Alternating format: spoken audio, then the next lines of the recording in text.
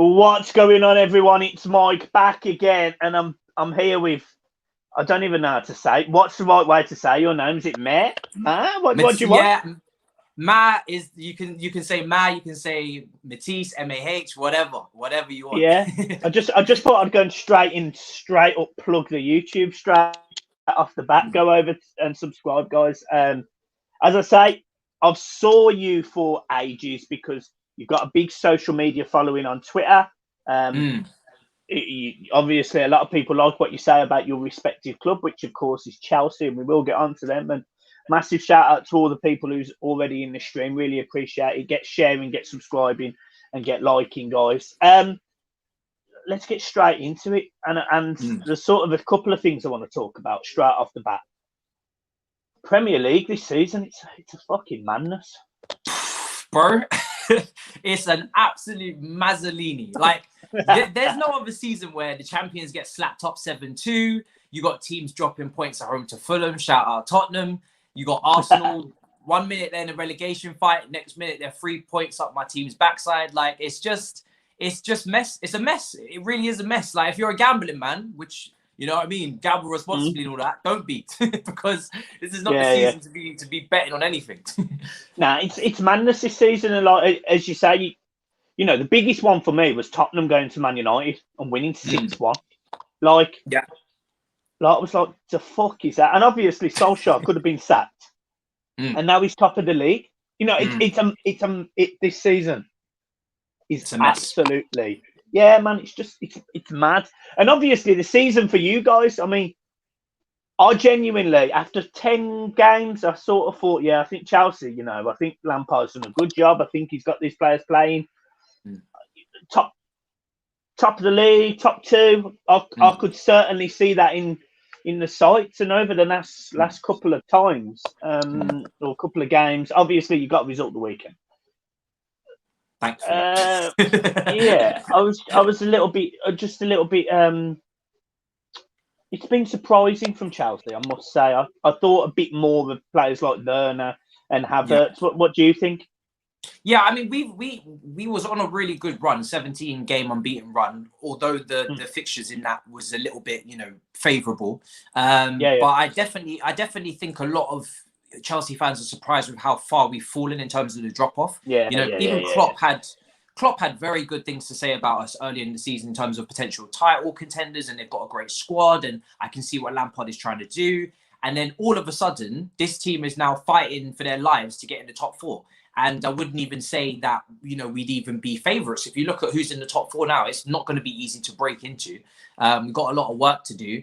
And yeah, it's been incredible, really, to see the drop off, really. So, you know, I think a lot of fans are stunned in a way. Maybe our expectations of being title, you know, winners was maybe too high, but to be outside the top four definitely is not in any way, shape, or form what we should be striving for. We have to finish in the top four at the bare minimum. So it's been interesting, man. I mean, players are out of form. We've managed to scrape through Fulham on the weekend. So we've got a lot of work to do. We've got Leicester tomorrow, and that's not going to be an easy game. So it'll be interesting to see if the boys can step up because they need to win again.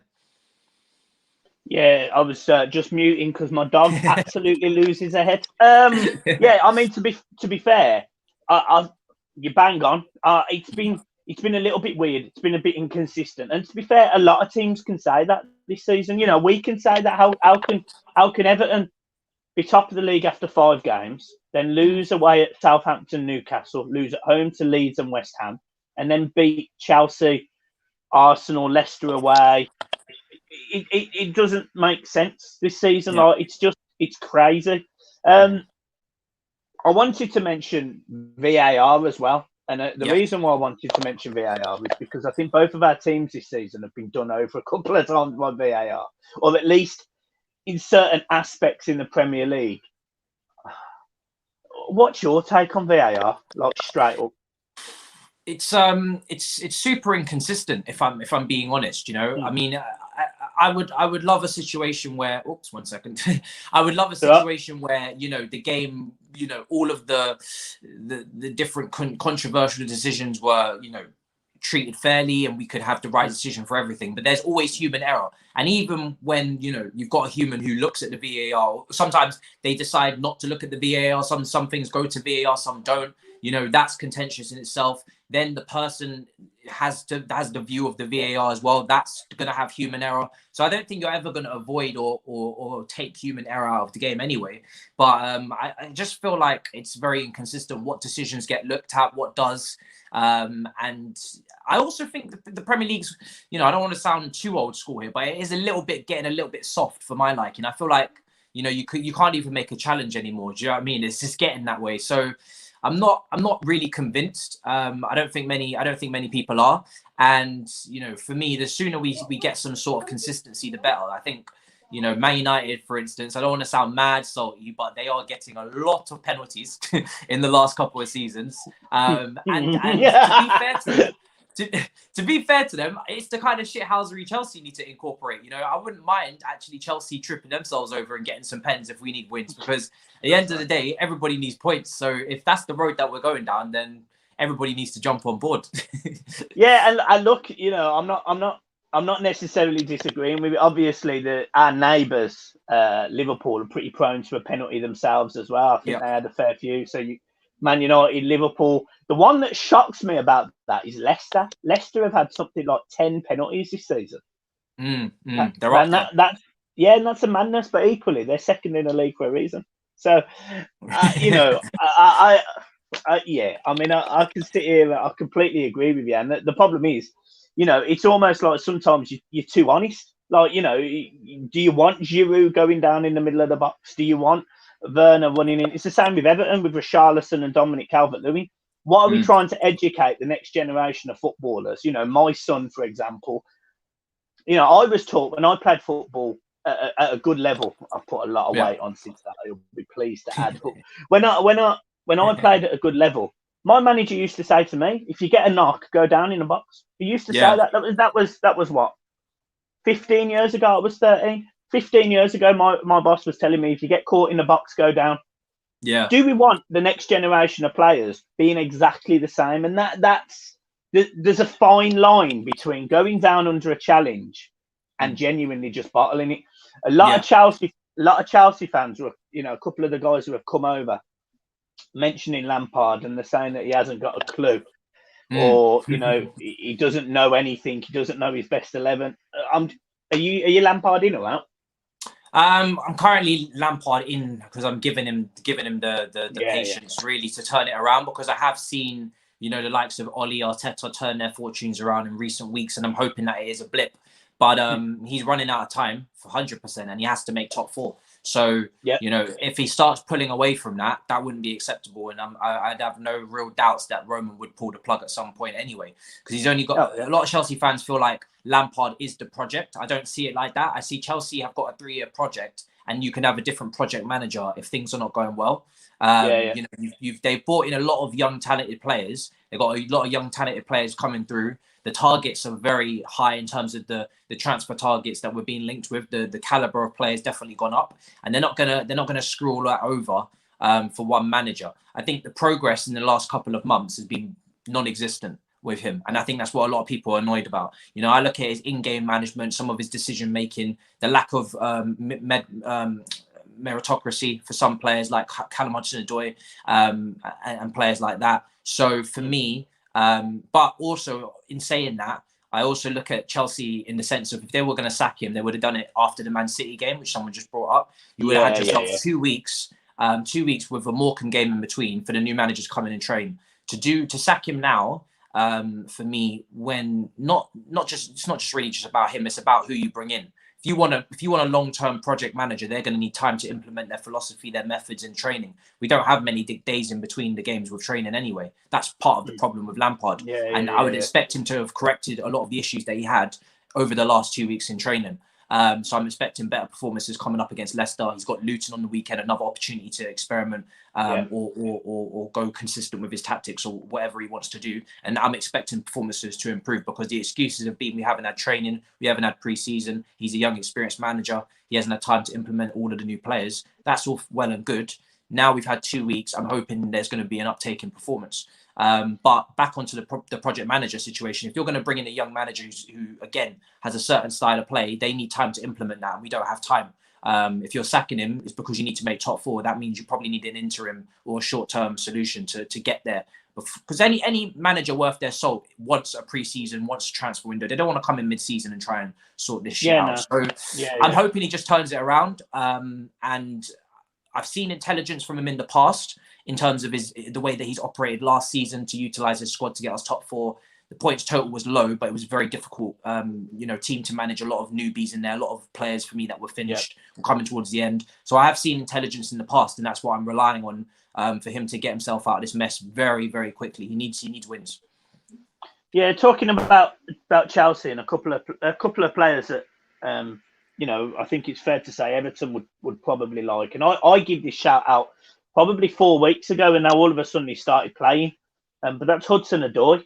Yeah. Now, I'm not saying Everton would go straight off the bat and sign him, but I was thinking he needs games. He hadn't played tons of games at the start of the season. I think he was injured as well, to be fair. But I was thinking, maybe Everton could say, can we have him on loan, for example, and give him 6 months? No obligation to buy or anything like that. But again, he comes on the weekend for you and completely changes the game, I would say. Yeah.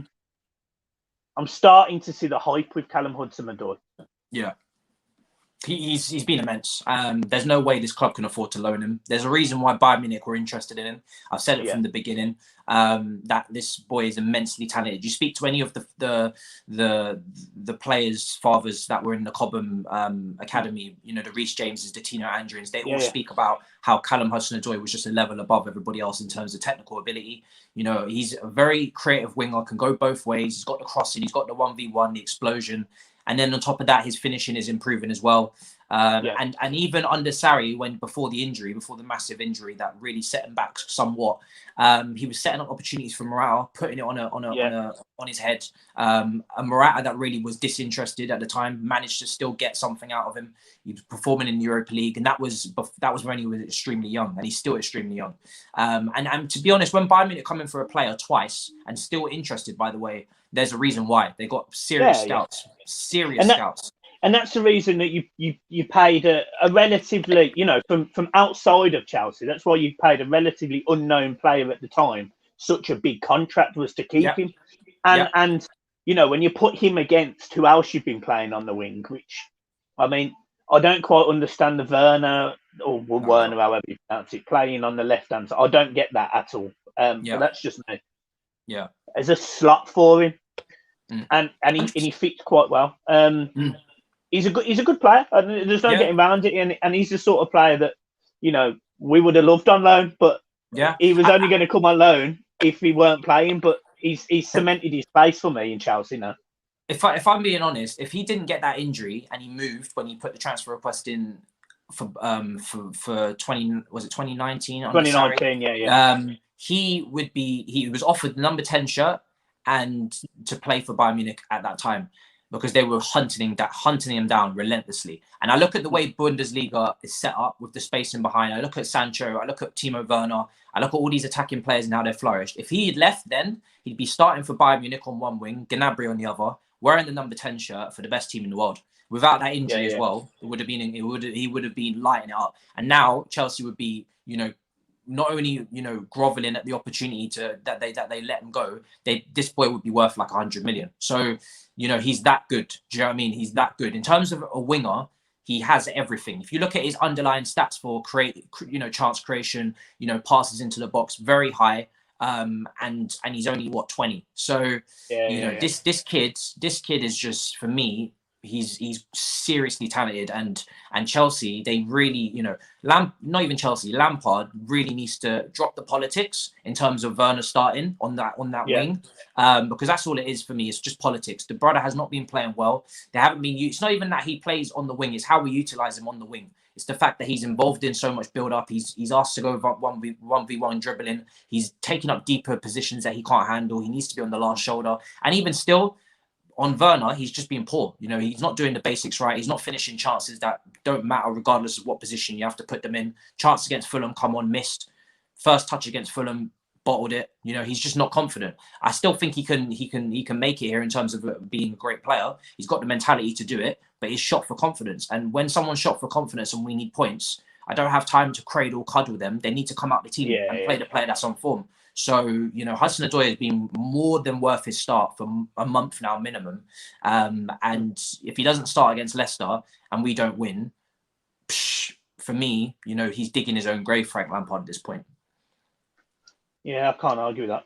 And I'm surprised at Werner. You know, we appreciate that players come from different leagues and it takes time to settle in. We all know that. I mean, that's a fair comment, but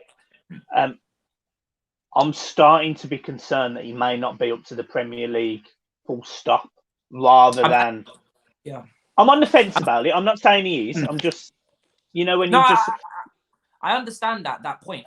For me, it's very strange as to why Chelsea signed him if they're not going to utilise him properly. Because, you know, you look at what Frank Lampard's trying to do. It was an interesting signing because he's not really a winger and he's not a lone forward either. He's more of a second striker hybrid. So unless you're playing two up front or you're playing counter attack, and you know, I look at the way we played under Conte, three at the back. At times we was counter-attacking. We played some beautiful football in some of those games as well. 5-0 against you guys, actually. Do you remember that performance? That was unreal. I remember it. It. But I remember like the Man City game away from home, you know, really just counter-attacking Hazard, Costa on the break. If you're playing counter-attacking football, then Werner makes a lot more sense. But again, I don't really understand too much where we're going with it, because now we're linked with Erling Haaland. Not saying it's realistic, but if he was to bring someone like that in, he goes up front instantly. And again, as I said, I don't think Werner's a natural lone forward or out and out winger. He's more of a hybrid. So it's very. I personally don't. I understand how he's fitting in all the other guys, and I do understand what his hope for Werner is in terms of movement off the ball. Ziyech switches the play and you've got that runner on the other side with him and Chilwell. I just don't know how he's going to fit them in, because in the 4-3-3, you need natural wingers. And, you know, Pulisic, Hudson-Odoi, when we was linked with Sancho, that all made a lot more sense. So, you know, I do fear for that in Werner's case, that I don't know how he fits into the team at the moment. And that's why I wouldn't start him, because not only is he not playing well, I don't know how he fits into the team, and we don't even utilise him most of the time properly anyway. And then even then, when he does get the opportunities, like you saw against Fulham late on, he's been dreadful. So, you know, there's no point trying to force it anymore. At this point, we just need to prioritise getting points. I think Tammy Abraham more than deserves his opportunity now as well. I think he scored. If I'm being completely honest, Werner right now, in the pecking order, if we're going on meritocracy, is third choice striker and third choice left winger. That's just how it goes at the moment. Jesus. That's just being honest. Yeah. And let's transition now into Everton, and the perfect player to do that, of course, is Ross Barkley. Obviously, where do Everton fans start with Ross Barkley? So let's put this in perspective. Ross Barkley to Everton fans is an absolute rat. We hate him because he was at Cobham. He was at Cobham. He was on a treadmill. I understand. The £50 million move he's going through, and then he goes, nah, I've got an injury. I'm going to go back to Goodison. He then signs for you guys in January for £15 million, which fundamentally loses Everton £35 million. We hate him as a result. I mean, how do you do that to the club that you're meant to love? we hate him, and look, there's no bridge that will probably be able to fix that. Yeah. From a Chelsea perspective, it's not worked. I think it's fair to say he's looked good in a couple of games. Yeah. Well, I never saw a Villa mover. I never saw him go into Villa this season. So randomly, bro. Like literally, I woke up and Barkley's gone to Villa on loan. Like there was no build-up, there was no reports. We've got journalists that we can rely on, like Matt Law, etc., who would usually give you a build-up of news. You know, even Fabrizio, he would, you know, okay, Chelsea are in negotiations. There would be some sort of days build-up. Absolutely, like it was nothing. It was just announced he's gone. So it was the quickest move I've ever seen. It was like a FIFA transfer. And yeah, for me with Barkley, I just think that He's a good player on his day, both-footed, can shoot from range. He's got a bit of creativity. I never liked him in the deeper roles. I always felt like he had a lack of awareness about him, and he's more of a player where if you give him too much time, if you give him too much time to think, I think that's where it goes wrong. Whereas if he's just instinctive and he's confident and he's just doing things, off the pop, very much. I think a player like Grealish as well really did instill some confidence into him as well, where they can just go out there and express themselves. But also, I just think the standards at Chelsea and the pressures are just too high. Like we're a club that are striving to win shit. Do you know what I mean? And he's just not. He's not consistent enough. And mentality wise, I just don't think he's top level to be really starting in our team. Potentially an impact, but for me as well, he was always too comfortable. He looked too comfortable with being a squad player. I don't don't like those guys. I don't mind a squad player that is knocking at the door, or is very versatile and can fill in gaps, or is, aging and they've got experience on their side, like an Azpilicueta, or a young kid who's learning the trade. But when you're in your prime and you're happy with being a squad player and you're doing piss-ups in God knows where, Central London, and Frank's not too happy, and you're not really pushing it, for me, to the levels that you need to be, you're not really kicking the door down. You're dropping good performances, but then it's like, and it's just up and down. I just don't, that's not what I want at the club. So I think the Aston Villa, at that level club, I just think suit him 10 times better. Yeah. So. We wasn't necessarily asked when he went. It was more necessarily the case that for us, it was, as a 16-year-old Evertonian breaking in. And I remember him making his debut. He was fantastic. Yeah. And this was a kid. I remember having an argument with my best friend saying this kid's going to be better than Wayne Rooney, because he could pick up a ball. He could glide past people. He had the pace. He had the power. I mean, Newcastle. Yeah. I mean, he goes and beats an entire team and lashes it into the top left-hand corner. Left foot as well. This is a player that on his day could literally turn, open up play, and then it would fall apart. He could do everything if we're being real, isn't it? Even stature-wise, like physically, he was there as well. He's literally the perfect frame as a footballer. He's quick, skillful, hell of a shot, can beat people, but he hasn't got this. And that is always where it's going to cost Ross Barkley, because he's never going to have the right mental attitude. Because I think, and again, look, I mean, you talk about mental health and all that, and look, it's a rough time for a lot of people at the minute, and we all know what that's like. So thoughts go out to them. But he wasn't mentally strong for sometimes criticism, or he wasn't mentally strong sometimes for all the praise as well, because he would go one way or the other.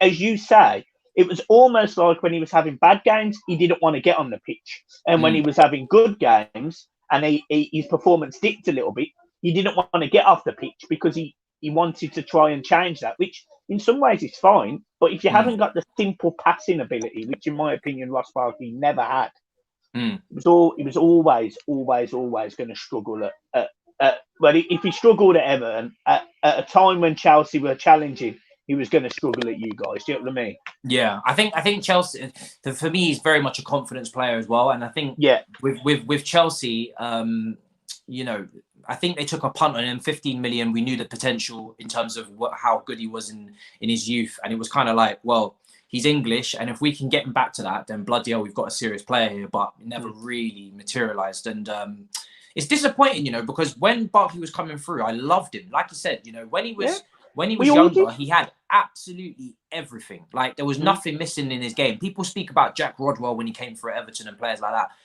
Like Barkley shit all over that. You know what I mean? In terms of a comparison, it wasn't even close. Like Barkley was literally, he had everything. There's a reason why he got compared to Paul Gascoigne. So, it's disappointing. It's a shame, because I think there's a lot of players like that in English football where it's like they've got such high potential, but whether it's the media or, when they go off form, they can't really turn it around. The pressures in the Premier League and all the attention, they can't seem to bypass it. I think for Barkley, I mean, either obviously he stays at Aston Villa or maybe even a move abroad. Do you know what I mean? That might be good for him. So it's disappointing, but really we didn't pay too much for him as well. So it's not really it's not like Danny Drinkwater. Lost, is it? Yeah, it's not like Drinkwater. Drinkwater is special. Drinkwater is special. My God, he's literally he's the epitome of a man that went from climbing Mount Everest to pissing up the award down the toilet. Like, yeah. I can't even remember where he is now. Cambassa or something. I know nothing. Yeah, he's just gone out on loan to some random team. And I think he's in the last 6 months, touch wood, of his contract. So that should be the end of it. But for me, Barkley, I would be able to sympathise more with than Drinkwater, because at least Barkley, you know, he had his injury issues. He managed to overcome that. And there were moments where Barkley was great for Chelsea. He had great games, you know. Whereas Drinkwater, bloody hell, I mean, it's just been just toilet, absolutely. Like, to be honest, he came in for £40 million, and I was actually not happy about it. He wasn't a player that I wanted, but I remember at the time Chelsea had 3 midfielders, and we signed him on deadline day as the 4th one. And I remember thinking, thank God we got Drinkwater, because that's why we overpaid, really. Because we had no midfielders. We had like 3 midfielders. I can't remember exactly who they were, like Kante, Fabregas, and someone else. I don't know if it was Bakayoko or Loftus-Cheek or whoever it was. But we had no midfielders, and I just remember thinking, thank God we've got him in. Like, we have nobody, no depth. And I don't know what happened to him. He just did not turn up. He never played, did he? He played 2 games or something. Yeah, he played 2. I don't know. I don't know what happened, because it's not like we had an array of depth, like where he wouldn't be able to play any games. But even in his loan spells, and Burnley sent him back, and then he's pissing up the place again on nights out, and he's fighting on 23s. It's just, for me, it's not even the fact that he didn't play, because that's not even a surprise, because let's be honest, he's not really Chelsea level in the first place. But it's the lack of professionalism. I remember when he was part of our squad and he was pissing about on Instagram, putting up filters and shit on his story, and just really pissing around. And I remember calling it out from day one. I said to everyone, this brother's unprofessional as hell. And I don't know whether it's the 100K a week, or it's the fact that he's already won the Prem, or what it is, but his mental is gone. Like, he does not care. Like, he is not serious. He's enjoying himself way too much. And it's like I spoke about with Barkley, where I was like, he's too comfortable being a squad player, and he's just pissing about. And everyone was like, oh, Matisse, it's only an Instagram filter. It's fine. Don't get onto him. You're just scapegoating. Well, look what happened. Do you know what I mean? For me, it was such a clear sign that he wasn't serious. I know it was only an Instagram filter, but he was on Instagram every day, just pissing about all the time. And I was thinking to myself, I was like, you're not in the team, and you're just messing around on Insta. And then a couple of weeks later, he's out drinking, and then all that stuff happens. I'm just like, I can tell this brother's not serious. Yeah. And that's fair. We've had some players like that over the time. Royston Dredd, that was one. We had him on loan from Real Madrid, waste of time. Andy van der Meijden. So talking about Everton, then, you may be aware of this. Everton are in talks with Bayern Munich for Joshua Zirkzee. Okay. I know you've got time for Bayern Munich. I know you've got a lot of time for them, so I know you understand a little bit about them. Yeah. I'm kind of putting you on the spot here. 6'4" Dutch striker, probably a second choice to Calvert-Lewin. Calvert-Lewin. A good signing for Everton. Do you know what it is? Yeah, it kind of is a good signing, because it's not easy. I think one thing we've learned from Tottenham is it's not easy to bring in that second choice. You've got when you've got Harry Kane, Calvert-Lewin. Tell us about it. Moise Kean goes to PSG and looks like a world beater. Yeah, of course. I mean, the problem Everton have with the striking position, where you've got Calvert-Lewin, who had a great start to the season, very young, I think has a lot of potential as well. So he's gonna, he really does need to start the games, and he clearly needs to be first choice if you have any plans for him to be the player that he could become. And then finding that person who's gonna challenge him, but at the same time, understand their role type thing is not easy. Tottenham have gone through Fernando Llorente. We've gone through Batshuayi's, and do you know what I mean? It's not easy. So, I mean, it'll be an interesting one. I mean, he's probably looking for game time if he's leaving Bayern Munich as well. I mean, he's not going to get ahead of Lewandowski, is he? But yeah, I mean, someone say I haven't seen an awful lot of him, but someone saying he's pretty lazy there is not a great start to it. I also do think though, lazy players, sometimes a new setting does help, and he probably does have the motivation to play games, and he's probably he's probably not getting a lot of football at Bayern Munich. He's like, right, I need to get out and get some game time. And the Premier League is a very exciting league for a lot of these players to come to. He's probably got inspirational figures, Dutch players, and there's been quite a few in the Premier League as well. So a new setting does sometimes change that. But it's very difficult to really know if he's going to be any good, because he is coming into a role which it's one of those ones where you need to impress if you're given the odd game. And on top of that as well, there's so many players that come into that role and they flop because they just can't get the rhythm. It's kind of like you got to be a super sub. It's what happened with Moise Kean. It's what happened. Moise Kean was given a few opportunities. He didn't really take them last year. And as a result, Everton fans, including my co-host, it's just like, yeah, he's not good enough for the Premier League. He's not going to cut it. I don't necessarily agree with that. Yeah. A lot of the people on here know that I rate Moise Kean fair. I'm not going to say high, but there's a reason why this kid was nominated for the Golden Boy Awards. The top 10 players in the world, etc. There's a reason why Moise Kean is in there, but maybe the Premier League isn't for him, and that is the case with many strikers all over the world. The pace of the game is quicker here. In terms of Everton, obviously this is predominantly an Everton channel. What Carlo Ancelotti, former Chelsea manager, obviously, but what was some feedback on Everton? What's your thoughts on Everton this season? Do you know what? First of all, with your transfer dealings, start from there. I'm very impressed. Very impressed. I mean, I think Ancelotti helps. He's got a lot of pull power. First of all, to acquire Ancelotti was just masterstroke. You're bringing a manager for me that. We talk about Chelsea and, people bang on about replacements in management positions with Chelsea. Only Pochettino and Ancelotti would have been my guys. So that speaks volumes. Ancelotti's been one of those coaches that have been able to go through the different eras, adapt his tactics, and still stay, relevant, still keep doing very well at clubs. The job that he does is very underrated. I remember when he was at Chelsea as well, he played a diamond and best football I've ever seen. And I think at the start of the season, you guys were playing some brilliant football. James Rodriguez getting on the ball, implemented his tactics very quickly.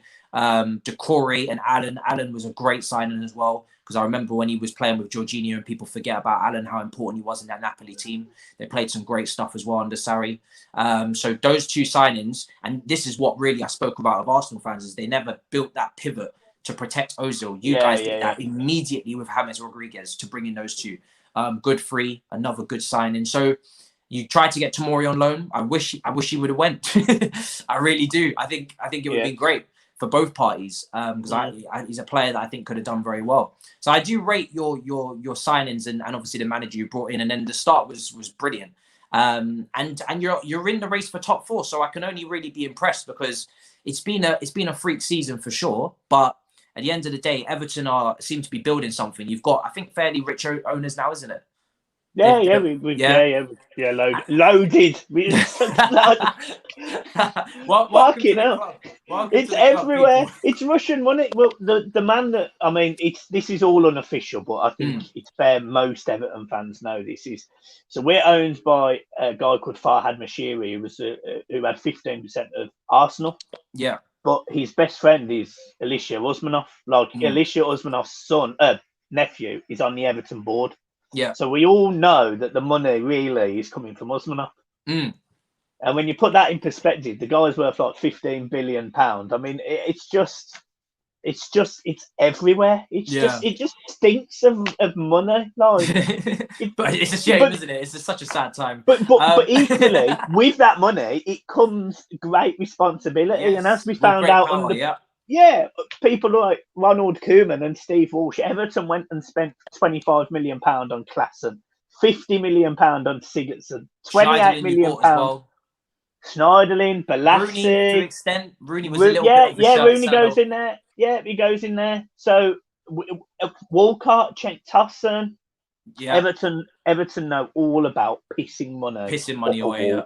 Oh, absolutely. and also as well, what was I going to say in terms of the only area I think you missed out on the window was Martinez at Arsenal to bring him in, the goalkeeper. I don't rate Pickford very highly, if I'm honest. I think he's a little... When we played you, and we did obviously, completely bottle the game, but the one aspect of the game, I was like, shoot on Pickford, across the ball at Pickford. Pickford, for me, I don't know what's happened to him since his move from Sunderland. He was very highly rated, and he came with a big price tag as well. Maybe that's a piss up the wall. But if you'd brought in Martinez from Arsenal, Jesus Christ, your team would be... I think you'd be a bit higher, you'd be a bit more cemented in that top four. And I think that's the only area where maybe you've had a bit too much patience is the goalkeeping situation. Because I just think with Pickford, it's always important to have a goalkeeper who commands the area. I think he's a little bit error prone as well. He's just, for me, he's been letting your team down a bit too often. So I don't know how he's been recently, but I know when you was picking up points at the start of the season when you was quite high up. I remember looking at Pickford, I was like, this guy is the weakness. He was very weak. So yeah. What a comment there from Liam. I'm not going to ask that because we'd be here all day. You know, Chelsea on recent history and revenue, they're bigger than Everton. But in terms of history, Everton are bigger than Chelsea. You can have this debate all day. Everton have serious history. I respect it. And that debate, it's dead for me because it's like comparing a pastime with now. It's like Nottingham Forest versus, you know what I mean? It's like that. Yeah. I mean, you've got to respect what a team's done, but it's not today. I mean, for Everton and Arsenal, I think you're the only two teams never to be relegated, isn't it? From the top division, is it? So we have been relegated. Oh, you have? Relegated. Okay. Yeah, we were relegated once, but the reason why we've played more, so Everton have played more seasons in the top flight than anyone else. But that was because we were founded earlier than a lot of the teams. Okay. you just started up the club quicker. we are the grandfather of the English league, really.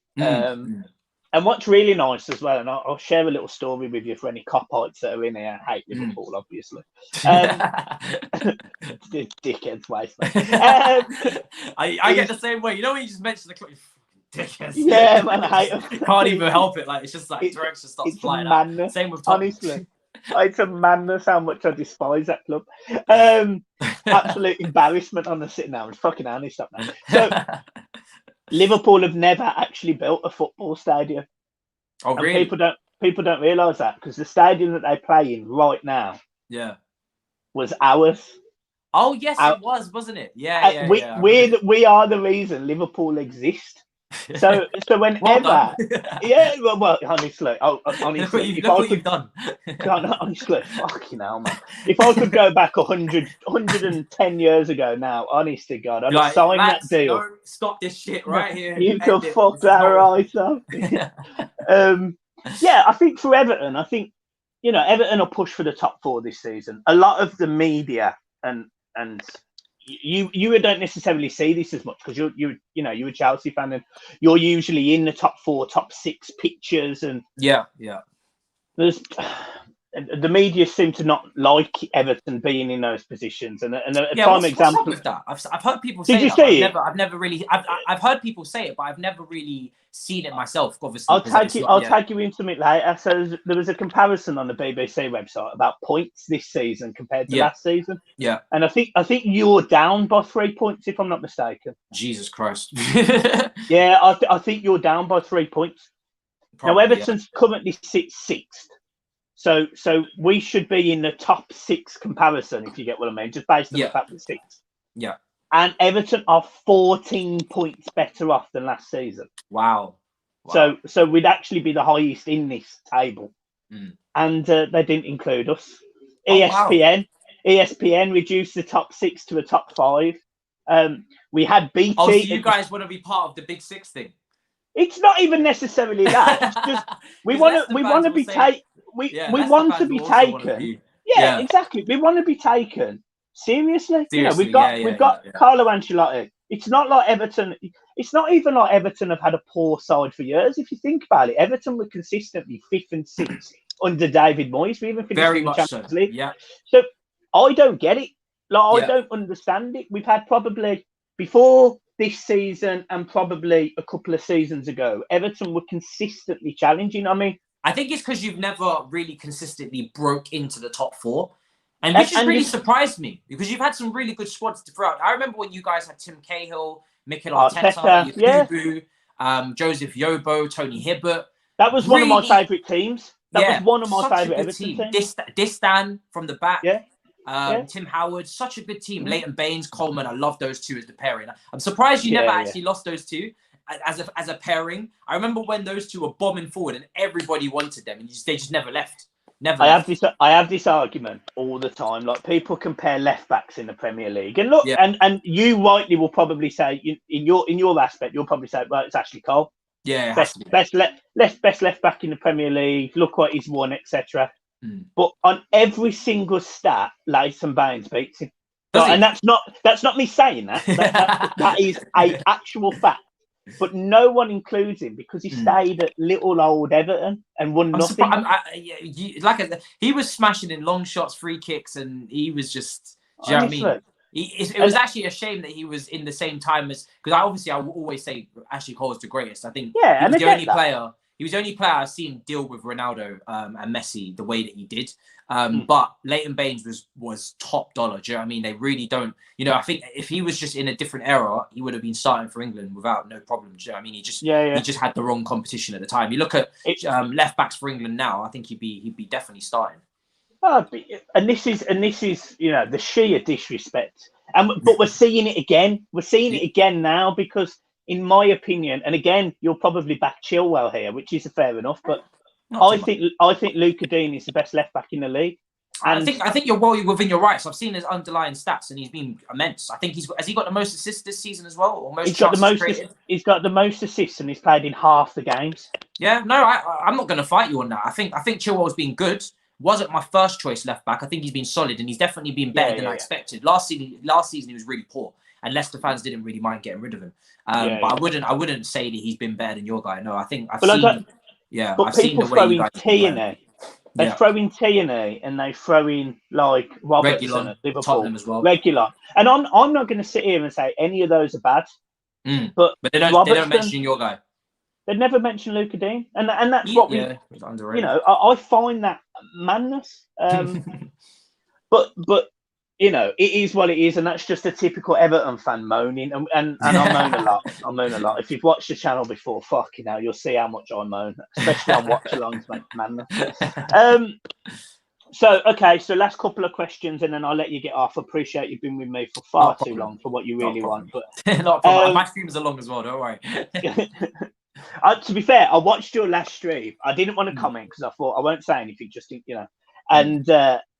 and I saw you do a stream with two girls. I think it was. Elizabeth, and they were absolutely brilliant. And they were fantastic. And I love it when football is clearly not about gender. Because it pisses, that whole argument pisses me off. And I thought we had a lovely girl on. We had Kendall, who's a Newcastle fan, on last week, and she was brilliant. And it's really good that fan channels are starting to see more females on, because they know exactly the same as us. It's not like we're taking brilliant. Bro, to be honest, it was so crucial for me because the live chat, and we know how the football community can get.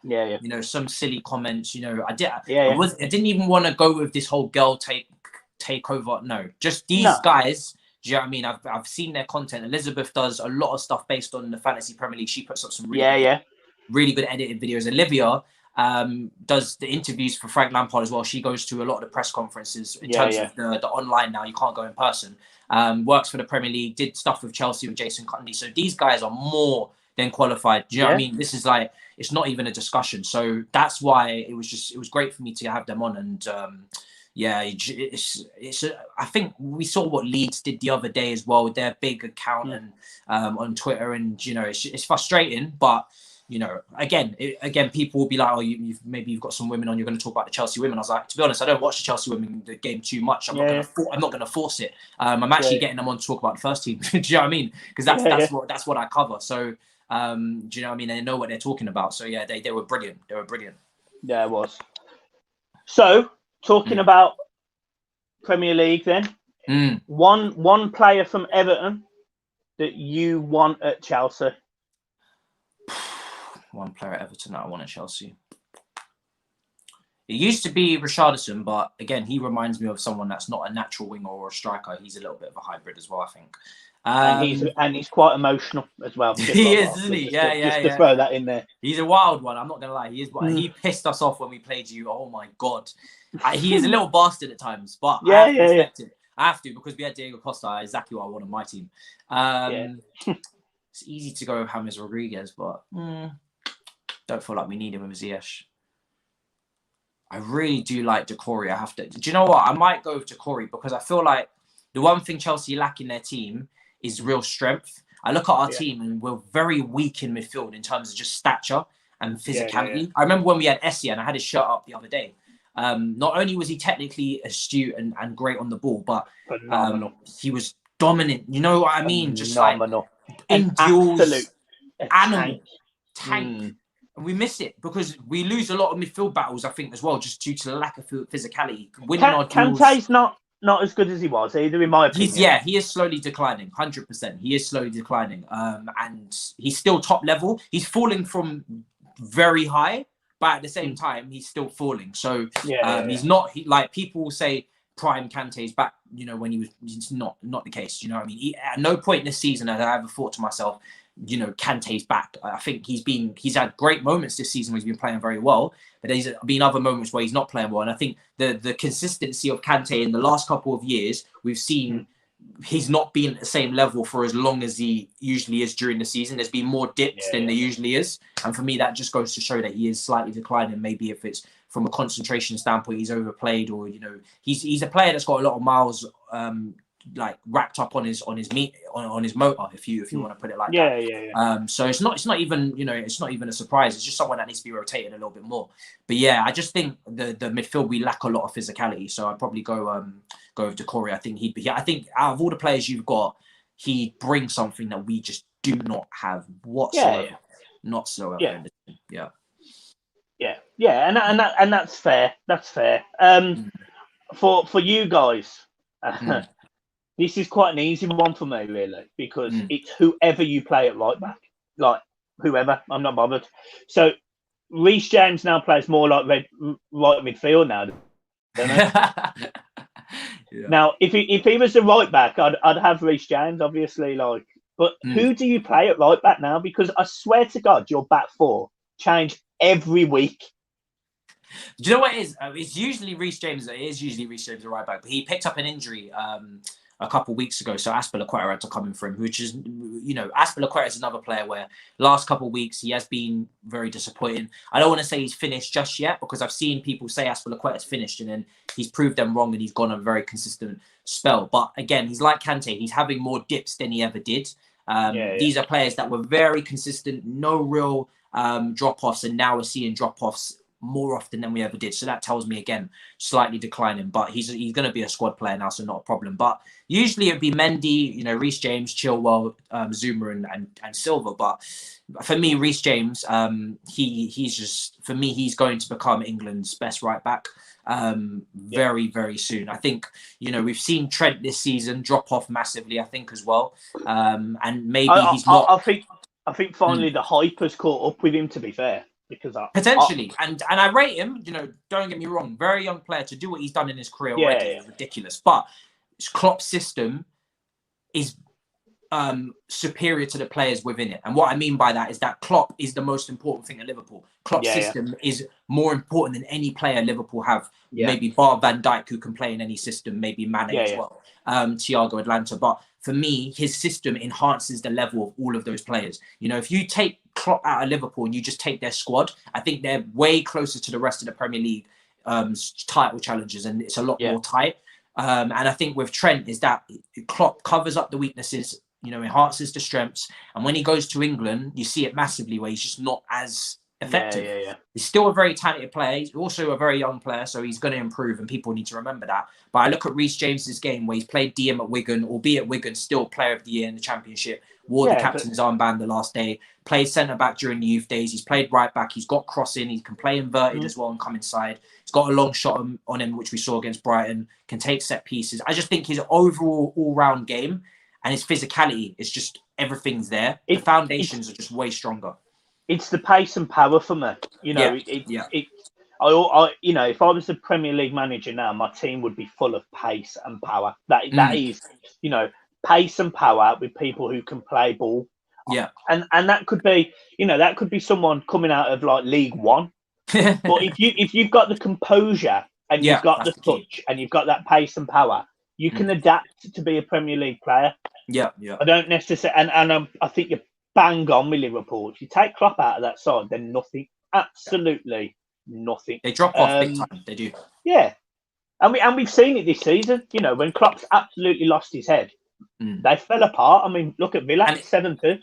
Yeah, and it's also a team that have never really suffered from injuries until this season as well. They've been very fortunate in that regard, where they've always had their fullbacks fit, their wingers fit, players that are very quick, have never really pulled up with massive muscular injuries or anything. But I think the years they've been at the top of English football, hanging around there for the last 4 years since that severe defeat in the Europa League final, and I think there's always cycles, and their average age is quite high as well. There's a lot of players about to touch 30. There's going to be a turnover, and I think naturally they're going to drop off a little bit, and then we'll see if they can come back up. But it's going to be interesting how long Klopp's there as well, because it's going to be a very difficult person to replace. And he's been there a while now, so he's won everything there. So motivation wise, it'll be interesting to see how much longer he stays there before he wants a new challenge, because he's done everything. I could have you on every week. I'm telling you, I could have you on every week. Honestly, we echo the same things.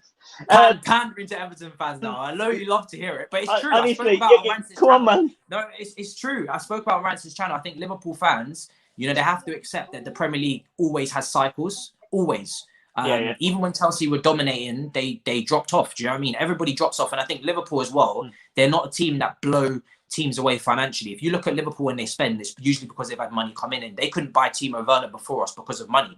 They wanted him, but they couldn't pay the release clause because they were going through a difficult time financially. Liverpool are not owned by people that just splash the cash all over the place. So you look at Liverpool and the amount of players they're going to have to turn over in a couple of years. It's going to be difficult for them to do that. So, Liverpool, they're bound to drop off a bit, so Evertonians, you should be happy. We just got to keep climbing. And the last question, and now I usually leave this as something like, what's one thing you expect Everton to do this season? And that doesn't necessarily have to be they finish top 6, top 8, top 10.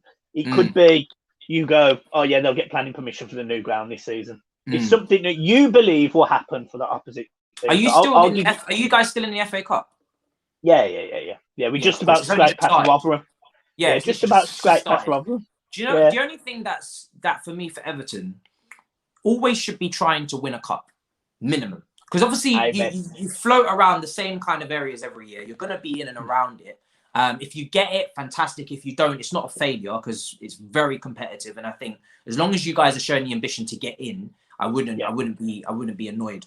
But you should go for a cup, man. I'm very surprised in the last 10 years or so, I haven't seen Everton win even the Carabao Cup or the FA Cup. Really go for it, because I think it would be personally, from a neutral, I would actually like to see it. If Chelsea are not winning it, a club like Everton, I would actually like to see it, because I just think it would be a real statement of progression. Do you know what I mean? It would be a nice way where also, not only that, it secures European football. It'll be interesting to see if you ever, went in a serious run in the Europa League as well. I remember when Fulham done it with Bobby Zamora up front. They got to the final, lost to Atletico Madrid, but they really went for it, beat Juventus. I think, again, if you can build a squad depth where you can go for a Europa League as well, these type of competitions, I think they should be your aim. Do you know what I mean? Because as much as I love top 4, you don't get a trophy for it. Do you know what I mean? Of course, the revenue is great and it comes in and whatnot. And if you can build from there, it's a great way to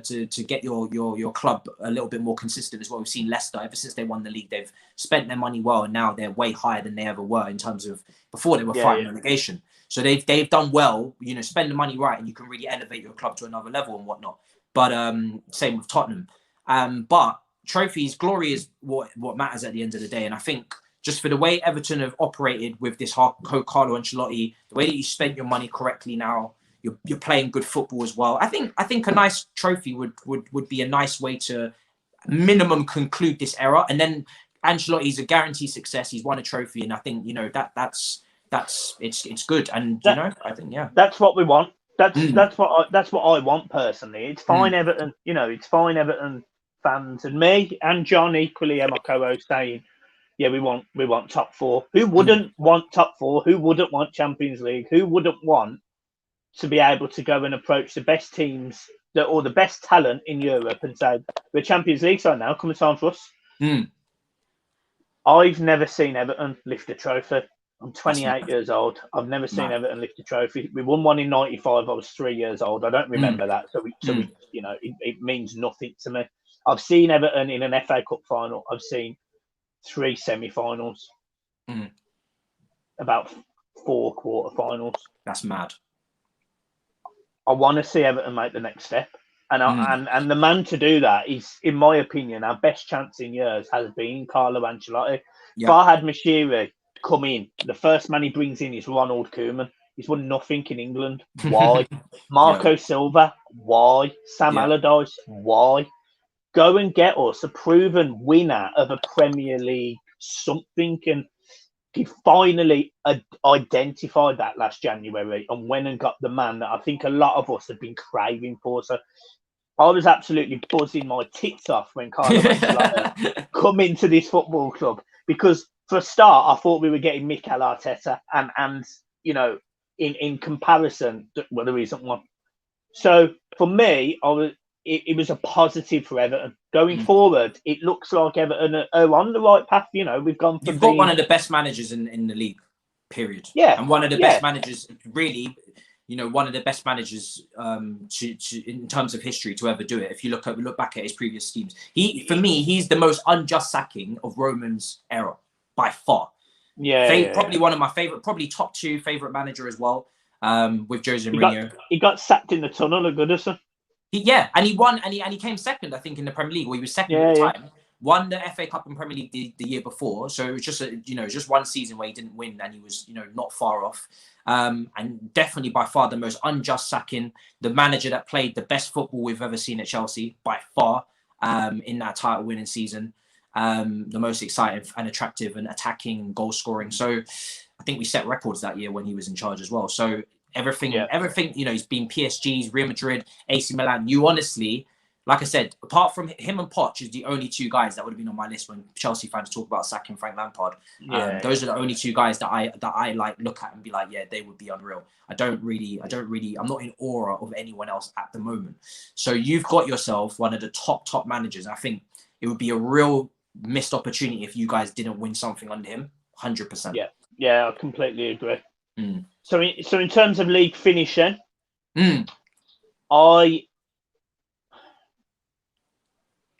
this has been such a good podcast, but I really don't want to upset you right at the end about Chelsea's league. Go for it. I know this is where we have to fight, because I need Champions League football for Chelsea. So I will be saying yes. You need to move. I need Champions League football. And we need it. Do you know what I mean? Like, you guys need it. But if you don't get it, I don't feel like it's a failure. We really need it. We really, like, honest to God, if we don't get it, it's actually a joke, like, for real. With the amount of money that we've put in and to the squad, and our team's better than last year. Nah, if we don't get it, there's serious problems. So, fuck. So let me get this straight. Right, a consistent Chelsea, 100% finishes top 4. 100%. Bro, do not be afraid to predict us above you, because I'm telling you, we do not look good right now. but I watched the game against Fulham, trust me. There's no disgrace putting yourself above Chelsea. I think you might finish 6th. Potentially, yeah. The table is so tight, that can happen. That can happen. And it wouldn't be like out of this world. It wouldn't be. It's only because when I look at the league table, I'm just double checking something now as I speak, just in case I'm losing my absolute fucking mind. Where are we at the moment? I must look. I'm sure table's you're very tight. 7th. Potentially. So you are. Yeah. You're 7th. Yeah. So you're 3 points behind us, and we've got a game in hand. Although don't get too worried, because that game in hand just happens to be Manchester City. Lovely. Yeah. So for me, the top 7 as it is now, that will be the top 7. I don't know what order. Yeah. I don't think so, just because I think something always moves. Always. But I think Leicester will bottle it, because Brendan Rodgers does bottle everything. He bottled the league, he bottled Champions League last season. I think he'll bottle it this season, so I think I think Leicester will finish 5th. I think Everton could finish 4th.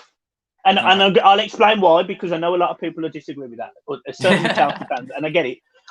I just think Carlo Ancelotti's mentality, and he's proven that when we've not had our best players, because you've got to remember, we played 7 games without James Rodriguez, Luka Dean, and Allen.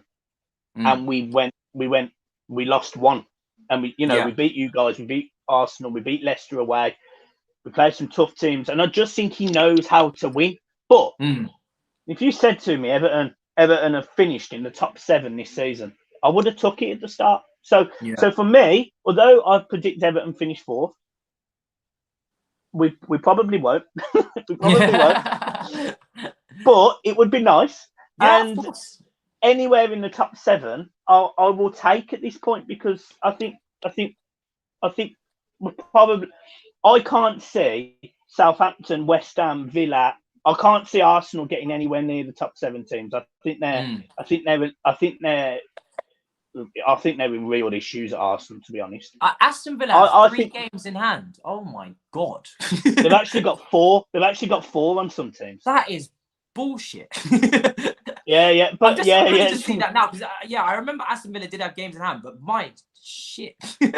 So by the weekend, Everton will have 2 games in hand as well, because we were meant to play Man City and Villa, and they both got called off. Of course. So I predict you guys for 5th. I predict Everton for 4th, but to be fair, it may well change. I think Leicester bottle it. I think Leicester will as well. Yeah. Where do you put you, and where do you put Everton? I have to predict Chelsea for 4th, because it's the bare minimum. And if I didn't put it like this, if I didn't predict Chelsea would finish 4th, I'd be saying that Lampard probably needs to part ways. I'd never if our results continue to go, people are never going to get Lampard out hashtag. I think that's something that no disrespect to AFTV, but that's something that Wenger out, Wenger in, they attached themselves to. It became a thing. It's not my style. It's not because I have bias towards Frank Lampard. Believe me, I'm very objective over the situation, but I didn't do it with Sarri. And that's the first manager that I was really on social media for, in terms of speaking about football. Before that, I was just in my house ranting. So I've never been a fan of the whole manager out, manager in hashtag. So I would never drop that on Frank Lampard on social media anyway. If he was to continue declining, I'd just respectfully say Chelsea needs to part ways and be done with it. And then But I think if I didn't predict Chelsea to finish 4th, then I would probably be saying he needs to leave, because that's the bare minimum I can accept this season is 4th. So I have to predict Chelsea for 4th, although it's very touch and go, because I look at the teams above us and we have no divine right to make it. I just think with our team, the players that we have, we should be making it, but it's very difficult. Oh, absolutely, yeah. Tottenham are a very good team. Everton, you have a huge game coming up, in my opinion. Huge. Yeah, we have to win, because we have to win. You've got to go to Leicester and win, because you've got to claw that gap back, because Leicester are 3rd, 6 points ahead of you.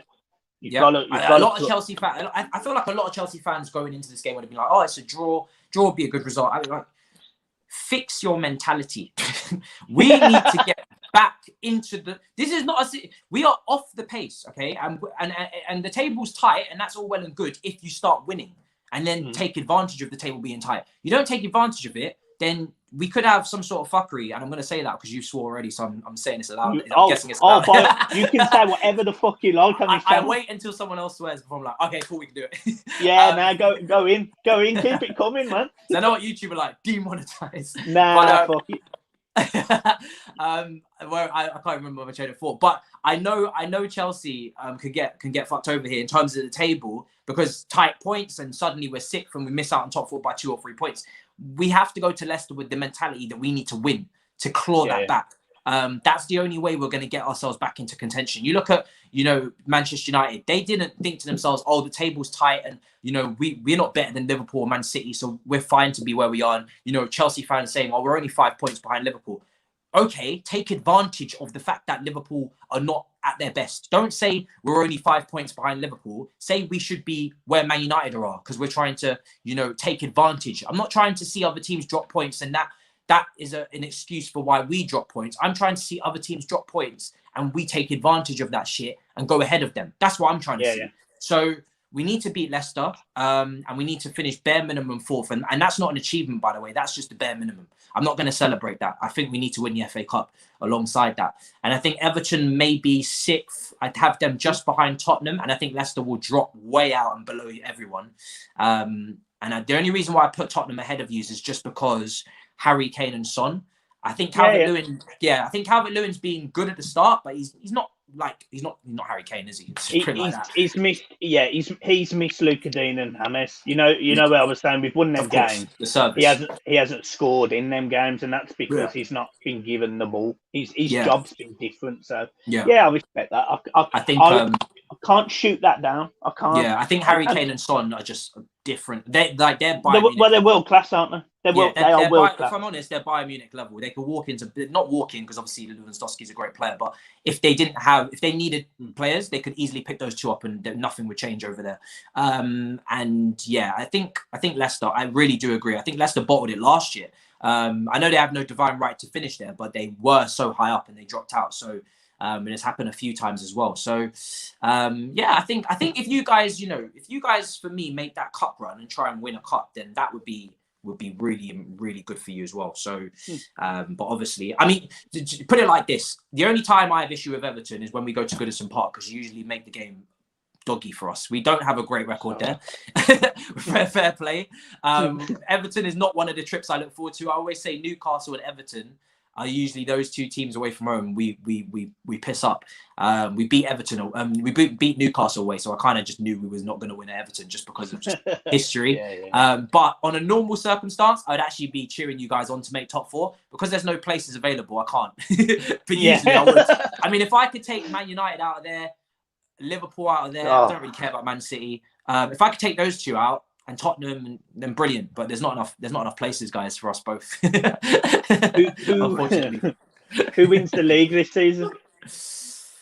I'm hoping it can't be Man United for me. I'm hoping Man City, because they're the team I have the most, the least issue with fan base wise. Man City win a league, I think they go level with Chelsea or maybe one behind. I'm not sure. I have to add it up. That's annoying because my best friend is a Man City fan. I work with him for the channel, but I can handle that. Man United's fan base is intolerable, so I can't watch that. And Liverpool, I don't really care too much, but at the same time, I've seen them win it last year. So I think if I had to pick right now out of the realistic ones, I'd just pick Man City. It would be unbearable in my studio flat, but I'd be able to handle it. Man United, I cannot watch that. That will be on social media, on YouTube. You look at Mark Goldbridge, Rant, Saeed, everyone. Intolerable. Can't be done. I sort of sit here as probably the only YouTube channel I would say that has a real issue with Manchester City. Really? Because what's your issue with Man City? That's very strange. Do you know what? The shit it caused the other week when the game was called off was an absolute joke. You had the Manchester City fan channel. I don't even know his name. Taking pops at Everton because we're a disgrace for asking for a reason why the game was called off. Yeah. When they apparently had 5 players out, when fucking hell Villa had to field their under 23s or under 21s or fucking under 10s in the FA Cup. Yeah. You've got it being called off literally hours before the game. So I just sort of sat there and thought, yeah, it's just. Nah. How can you say that it's unacceptable of Everton to ask why the game was called off, especially when it's not like the conversation was had at Everton. So I make this point. I'll go in on this guy because I find it absolutely disrespectful what he says. He can't handle me going in on him. All of his fans pipe up, and you sit there and you fully look. He's here. There you go. Yeah, they all know. And you sit there and you hear how they just believe they should be winning the league.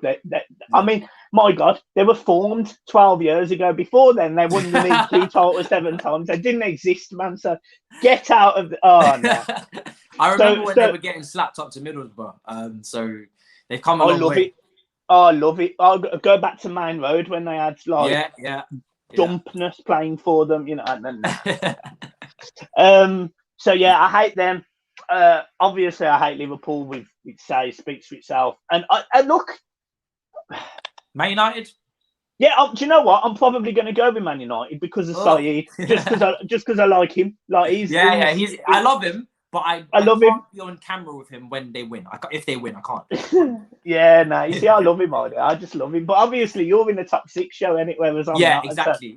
And Turkish, for some reason, I mean, he look. If you see this Turkish, someone clip this right now. Remember this 109 Turkish. What the fuck are you doing, bro? No, he's joked about it that maybe he won't be able to host it in the future because of Arsenal. So I know. When I went on his channel and I was on Lee's channel with him, and he was sitting there going, "I can't even believe I'm doing this." You know what I mean? Like, it's a madness. It's a madness. So for me, I don't care who wins the league as long as it's definitely not Liverpool. And not, I mean, don't get me wrong, I hate Man United as well, but I just, Saeed's a good guy, you know, 7 years. It would be nice. You can have one. You can have one. Go on, have one.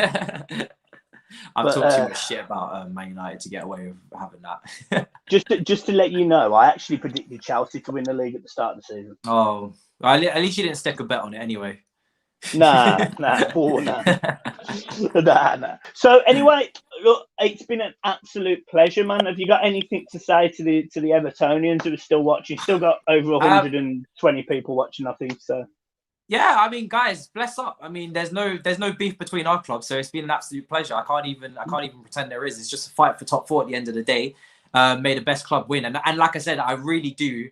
You know, like your manager as well. So I would be on the slide quite happy for him. It'd just be disastrous for us. Absolutely catastrophic. But yeah, I mean, big you up and good luck for the rest of the season. Like I said, really, if I'm looking at everybody in the top 7, you know, after Chelsea, it's you that I would want to do well, you and Leicester, because, you know, there's no beef there. If we don't win the FA Cup, no problem giving it to you guys. So yeah, big up for the rest of the season. I don't really like Leicester. I don't even like Leicester. Like, I just don't even like. I have no beef with Leicester whatsoever. I hate Leicester. They win the league.